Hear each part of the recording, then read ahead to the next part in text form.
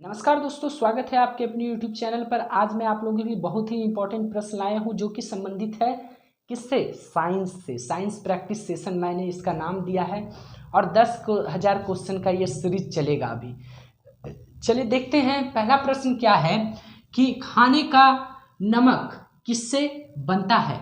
तो आपको बताना है। ऑप्शन ए क्या कहता है कि कमजोर अम्ल और कमजोर क्षार से बनता है क्या। ऑप्शन बी कहता है मजबूत अम्ल और मजबूत क्षार। ऑप्शन सी है कमजोर अम्ल और कमजोर मजबूत क्षार और मजबूत अम्ल और कमजोर क्षार ऑप्शन डी में दिया हुआ है। तो आप लोग इसको तब तक सॉल्व कीजिए, मैं इसे बताता हूं। जैसे कि NaOH क्या है दोस्तों, ये क्षार है या अम्ल है? तो ये क्या है दोस्तों, ये कितना होता है इसका पीएच मान 13। तो आप ही बताइए। तो पीएच स्केल एक होता है दोस्तों, जिसे किसने खोजा था? सोरेनसन ने खोजा था। ठीक है, तो उसमें 7 बीच में दिया और बोला ना कि बेटा अगर आगे बढ़ जाएंगे ना तो आगे 7 से बढ़ जाएंगे तो वो क्षारीय कहलाएगा। जी हाँ, और अगर नीचे हो जाएंगे ना तो क्या कहलाएगा? अम्लीय कहलाएगा। ठीक है, तो नीचे अगर 7 से हो जाएंगे तो क्या होगा? अम्लीय होगा। लेकिन यहाँ पर आपको जो दिख रहा है 7 से बहुत ज़्यादा, 14 लास्ट होता है इसमें, तो ये 13 है। तो 13 है तो ये क्षारीय है। Plus HCl। HCl से आप परिचित हैं या नहीं? बहुत ही तगड़ा एसिड है जो कि हमारे पेट में बहता है। ऑक्सीटोसिक जो हमारे शरीर में सेल्स होते हैं उससे निकलते हैं और वो पाचन में क्या करते हैं? सहायक होते हैं, खाना का पाचन करवाते हैं। उसके बाद जो है बहुत सारे बैक्टीरिया हम लोग खा जाते हैं तो अंदर में उसको जान मार देता है वो। ठीक है, तो ये सब है, तो ये बहुत पावरफुल है। तो इसका कितना होता है? 1.5 से 3.5 तक इसका पावर हो सकता है। मतलब स्केल में जब नापा जाएगा सोरेनसन स्केल में, पीएच स्केल में, तो देखा जाए तो 1.5 से 3.5 इसका पीएच वैल्यू होता है। बहुत पावरफुल क्षार है, अम्ल है। ठीक है, तो क्या बनाएगा? NaCl plus H2O। तो यहाँ से जानते हैं क्या साबित होता है कि अगर हार्ड अम्ल, हार्ड क्षार है ना, हार्ड क्षार और हार्ड अम्ल को जब मिलाएंगे तो एग्जाम में यह भी पूछा गया है कि क्या बनता है। तो बनता है NaCl। NaCl मतलब क्या हुआ? नमक। ऐसा नहीं कि हर समय NaCl बनेगा, जब भी वैसा मिलाया जाएगा तो लवण बोलते हैं, नमक बोलिए, तो वो बनेगा। ठीक है, जिसका कि पीएच मान कितना होगा? 7 होगा। इसका मतलब दोस्तों क्या होगा? यह जो होगा कैसी प्रवृत्ति की होगी? तो यह क्या होगा? क्षारीय होगा या अम्लीय? नहीं, ये उदासीन प्रवृत्ति की होगी। 7 होगा ना NaCl का मान। तो इससे उम्मीद करते हैं आप लोग समझ गए होंगे। तो हमारे घर का जो नमक होता है खाने वाला, वह मजबूत अम्ल और मजबूत क्षार से बना होता है। और इसका पीएच मान अगर पूछ लिया जाए नमक का कितना होता है तो क्या बताइएगा? तो दोस्तों आप 7 मार के आइएगा। ठीक है, चलिए, तो इसका पीएच वैल्यू कितना हो जाएगा? मजबूत अम्ल मजबूत क्षार का कितना हो जाएगा? 7 हो जाएगा, उससे जो प्रोडक्ट आपको मिलेगा। चलिए नेक्स्ट प्रश्न देखते हैं। सभी जैव यौगिक का अनिवार्य मूल तत्व क्या है? तो ये जो हो जाएगा सी ऑप्शन दोस्तों मिट गया है, कार्बन। तो इसका ऑप्शन ए क्या कहता है? नाइट्रोजन। बी कहता है ऑक्सीजन। सी कहता है कार्बन और डी कहता है गंधक। तो इसका सही उत्तर होगा कार्बन। कार्बन को क्या चीज से डिनोट करते हैं? सी से। ठीक है, और एक चीज और है कार्बन से बहुत बहुत इंपॉर्टेंट मैं चीज बताने वाला हूं दोस्तों।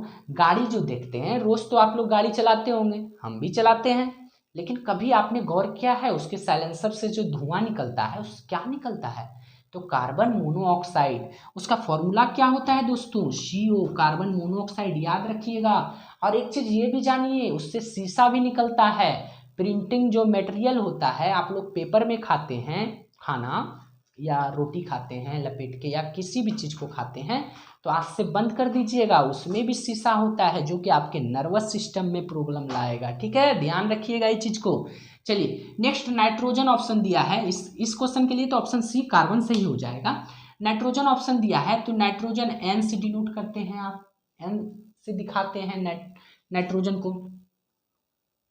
ठीक है, तो नाइट्रोजन को N से दिखाते हैं तो ये क्या काम करता है, ये इससे अमोनिया बनता है NH3 हैबर प्रोसेस द्वारा। अमोनिया में उत्प्रेरक के रूप में क्या चीज़ का उपयोग होता है, तो निकेल का उपयोग होता है, निकेल धातु का। देखिए मैंने कितनी चीज़ों को आपको बताया। अगर पानी जबकि H2 जलता है, वो ऑक्सीजन मदद करता है जलने में किसी चीज़ को। किसी का घर में आग पकड़ लिया, लेकिन पकड़ाइएगा नहीं, आग बहुत तरह का होता है दोस्तों। अब जाके आप सुलगा दीजिए, झगड़ा लगा दीजिए, वो भी आग हो गया। और ये जो है आग, ओरिजिनल आग पकड़ लेगा तो पानी से तो आप बुझा दीजिएगा। हाइड्रोजन अगर दे दिए तब तो जलेगा, ऑक्सीजन अगर दे दिए तभी तो धरेगा। ऑक्सीजन नहीं रहेगा तो कभी भी आग नहीं धर सकता है, याद रखिएगा। चलिए देखते हैं, नेक्स्ट प्रश्न है आपके सामने मेरे दोस्त। क्या है कि ऑक्सीजन अनुपस्थित होते हैं। इन सभी ऑप्शंस में आप हमें बताइए कि ऑक्सीजन किस में अनुपस्थित होगा। ऑप्शन ए कहता है कि केरोसिन में अनुपस्थित होता है क्या, ऑप्शन बी कांच में अनुपस्थित होता है, ऑप्शन सी मिट्टी में, या ऑप्शन डी सीमेंट में। तो इसका सही उत्तर होगा ऑप्शन ए, केरोसिन में अनुपस्थित होते हैं। केरोसिन क्या है अब बताइए। केरोसिन अगर पूछ लिया जाए क्या है केरोसिन, तो कार्बन तथा हाइड्रोजन के यौगिक को हाइड्रोकार्बन्स कहते हैं। केरोसिन भी क्या है, हाइड्रोकार्बन्स हैं। और जो पेट्रोलियम क्या है, पेट्रोलियम भी हाइड्रोकार्बन्स हैं। ठीक है दोस्तों। तो अगर आपको बोला जाए कि पेट्रोलियम देखते हैं जब वो निकलता है कच्चा तेल, तो आप पोस्टमॉर्टम निरोधी क्षमता जो उस पेट्रोलियम में बहुत ज़्यादा होती है, देखते हैं पकड़ लेता है। उसको कम करने के लिए कौन सा चीज़ उसमें मिलाया जाता है आपको बताना है। ठीक है दोस्तों, और आप कमेंट बॉक्स में बताइएगा कि आप जानते हैं या नहीं। अगर नहीं जानते हैं तो आप नेट पे सर्च करके भी बताइए, जिससे कि आपको याद हो जाए। तो हम लोग बात करते हैं कि पेट्रोलियम जो है, पेट्रोलियम कहाँ से आता है। तो ये भी प्रश्न पूछा गया है, कहाँ से आता है, कौन से चट्टान के अंदर पाया जाता है। अवसादी चट्टान के नीचे पेट्रोलियम पाया जाता है। जैसे कि गाछ वृक्ष दबते गया, उस पर परत बनते गया, अवसाद बनते गया, अवसाद बनते गया, बहुत साल बाद वो पेट्रोल का रूप ले लेता है। तो वह अवसादी चट्टानों के नीचे पाया जाता है। ठीक है, चलिए नेक्स्ट प्रश्न आपके सामने है, ट्राइग्लिसराइड क्या है। तो ऑप्शन ए कहता है कि प्रोटीन है क्या, ऑप्शन बी कहता है कि हाइड्रोजन है, ऑप्शन सी कहता है वसा है, या ऑप्शन डी कहता है क्या है, खनिज है। तो इसका सही उत्तर होगा दोस्तों, ट्राइग्लिसराइड जो होता है वह एक वसा है। तो हम लोग वसा के बारे कुछ बात करते हैं। तो वसा होता क्या है, ग्लिसरीन, ग्लिसरीन आप लोग जानते होंगे। ग्लिसरीन और किसका, वसीय अम्ल का क्या होता है, एस्टर होता है। ठीक है, और इसमें क्या क्या होता है तो देखते हैं। तो इसका जो देखा जाए कि हाइड्रोजन, कार्बन, हाइड्रोजन एवं ऑक्सीजन, विभिन्न तत्व जो होते हैं ये सब मिले होते हैं। ठीक है, और इसमें सबसे बड़ी बात क्या है कि वसा जो होता है संतृप्त भी हो सकता है, असंतृप्त भी हो सकता है। तो संतृप्त किसे कहते हैं आप लोग बताइएगा।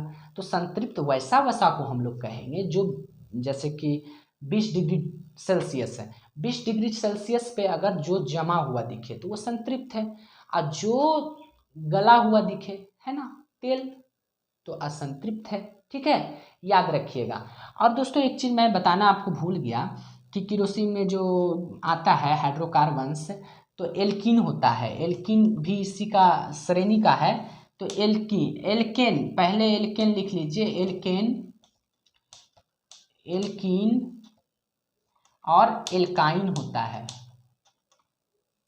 बहुत बार पूछा गया है दोस्तों। एल्केन क्या होता है, तो CnH2n।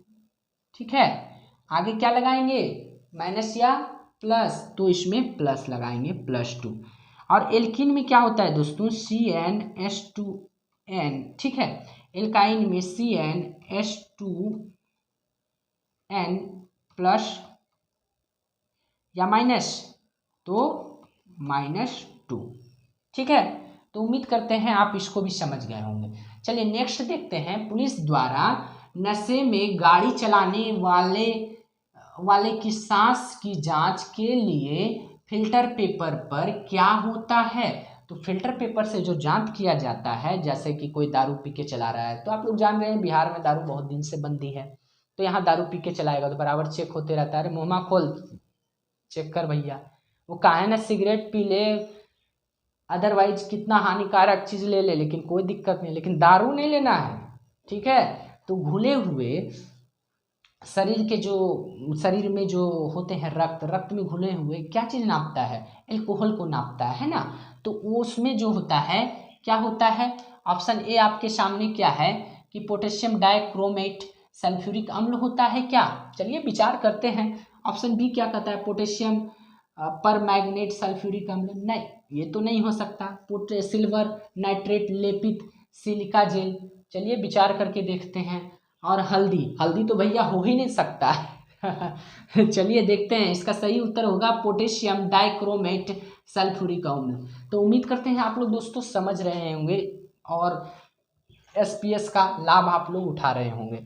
चलिए नेक्स्ट देखते हैं, इसका याद रखिएगा पोटेशियम डाइक्रोमेट सल्फ्यूरिक अम्ल। अगला क्या है, घरेलू ईंधन, जो घर में जो खाना बनाती है माताएं बहनों लोग तो खाना बनाती हैं, तो क्या होता है उसमें, LPG gas, liquefied petroleum gas में क्या होता है। तो ऑप्शन ए कहता है मीथेन होता है क्या, ऑप्शन बी का सी कहता है क्या कहता है ऑप्शन सी क्या एथिलीन होता है, ऑप्शन बी कहता है प्रोपेन होता है क्या, ऑप्शन डी कहता है ब्यूटेन होता है क्या भैया। तो इसका सही उत्तर क्या हो जाएगा दोस्तों, आप ही बताइए। तो क्या हो जाएगा, तो इसका हो जाएगा प्रोपेन और ब्यूटेन दोनों होता है। मैं जानकर आप लोगों को कंफ्यूज करने के लिए दिया था। तो इनमें से कोई नहीं या इनमें से एक से अधिक, ये ऑप्शन मैंने डाला ही नहीं। तो प्रोपेन और ब्यूटेन होता है। प्रोपेन का फॉर्मूला होता है C3H8 होता है, याद रखिएगा, और C4H10 होता है। अब बोलेंगे आप कैसे हो गया भाई C4H10, तो आप देखिए कैसे हुआ। अभी मैंने आपको एल्कीन और एल्काइन के बारे में मैंने बताया था। अब इसको पता कीजिए कि कौन सा ग्रुप का है, CnH2n+2, ये क्या है बताइए, एल्केन है ना, एल्केन है। तो C के यहाँ पर 3 दीजिए, H2n मतलब 3 दूना 6 और +2 8, ये कौन सा ग्रुप का है भाई, तो एल्केन ग्रुप का है, ठीक है। प्रोपेन और ब्यूटेन का अगर पूछ ले कौन सा ग्रुप का है, तो C4H2n है, 2 × 4 8 और +2, तो कितना हो जाएगा, 4 दूना 8 2 10, C4H10। तो इसको क्या बताइएगा, ये भी एल्केन ग्रुप का है। तो उम्मीद करते हैं दोस्तों आप लोग बहुत कुछ इसमें सीखे होंगे और लास्ट तक वीडियो देखें और मेरा सपोर्ट आप लोगों ने किया, बहुत बहुत धन्यवाद दोस्तों। मिलते हैं अगली वीडियो में। लेकिन दोस्तों एक चीज़ ध्यान रखिएगा, अगर आपको अच्छा लगा हो तो लाइक कीजिएगा, अगर अच्छा ना लगा हो तो डिसलाइक कर सकते हैं, और आप बता भी सकते हैं क्यों अच्छा नहीं लगा और हम उसे सुधार करेंगे अगर कुछ गलती लगा हो तो आपको।